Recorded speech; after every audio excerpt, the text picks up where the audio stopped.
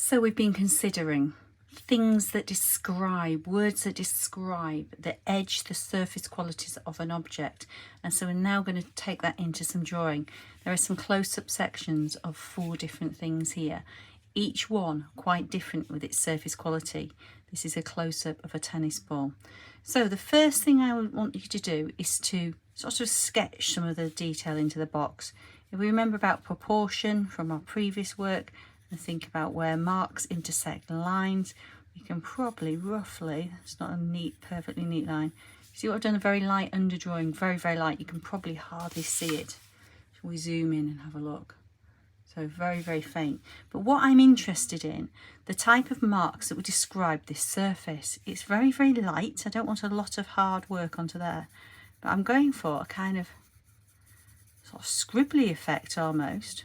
Quite small and densely packed. I'm going to bring that little tennis ball that was in the last video back into shot. You see here, it's kind of densely packed, that material. So this is the kind of thing I would want to see going on in there. Along the line on here, and the rubbery line, it looks like there's little bits of texture. So I might do some dots to describe the texture. I would complete that section. Look at this fur.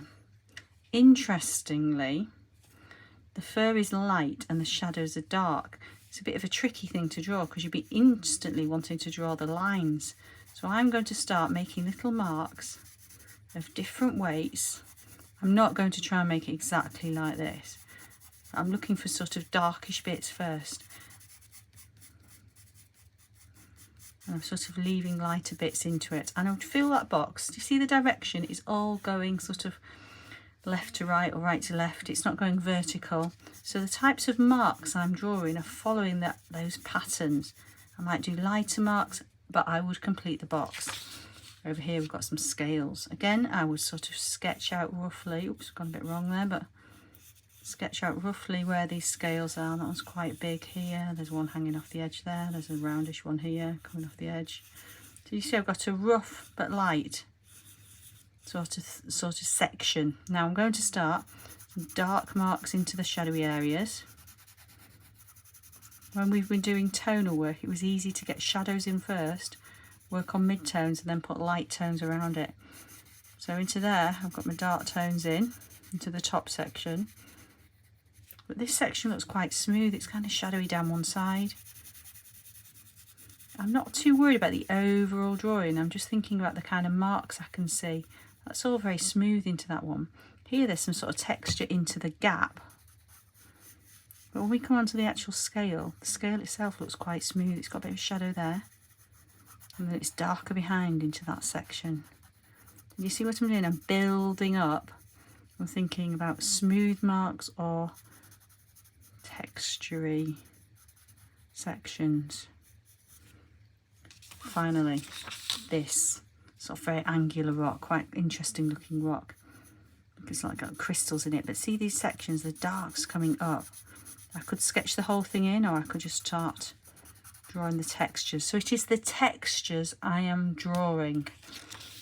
I want you to fill each of those boxes. The next thing we're going to do is move on to see the work of an artist. This guy is Henry Moore. Now Henry Moore, if you've been over to Yorkshire Sculpture Park, makes massive bronze sculptures, some of them very abstract, but they are based upon form, like human figures. You can look at his work another time. But in his drawings, he does something very interesting. As a sculptor, because he makes 3-dimensional things, he often does that thing where he draws with contour lines, and we see it a little bit on these sheep. If you see those lines over the back, they're suggesting the arc of the back of the sheep. If you see the creases in the wool here at the front, you can see it's suggesting it moving around and away from us. Over the top here, like bending around. You know this stuff if you've done the other earlier work. So we're going to look closely at some wool on the back of a sheep. What's it really like? So in dark tone, it's very dark, but in here, a little bit like the hairy texture we're doing up there, sort of dark shadowy bits and highlighty areas. We've got a sheep here and a little lamb, so we can see that underneath, we know this because we've shaded a sphere and a cone and various 3-dimensional objects. If we were to consider the overall shape of this in cross section, it's sort of cylindrical, the sheep's body. So it's darker down the bottom, down here, darker maybe down here, and it'll be lighter on top if the light is coming from above. Those things we could think about. What we're going to try and do is we're going to try and draw sheep-like textures onto this lamb. It is a lamb. So we're looking for the textures, we're looking how Henry Moore's done it, and I'm going to start with some dark tones on the belly of the sheep. But see the kind of marks I'm making. I will zoom in a little bit more for you. The type of marks that I'm trying to make, I want to look woolly. What kind of lines am I drawing? I'm not trying to smooth it and blend it in. It's not like a gradient on a sphere or a cone. It kind of wants that woolliness. Now I know on a lamb's leg, because I used to live in the country, the hair and the wool on them is quite short, so they're probably like less textural.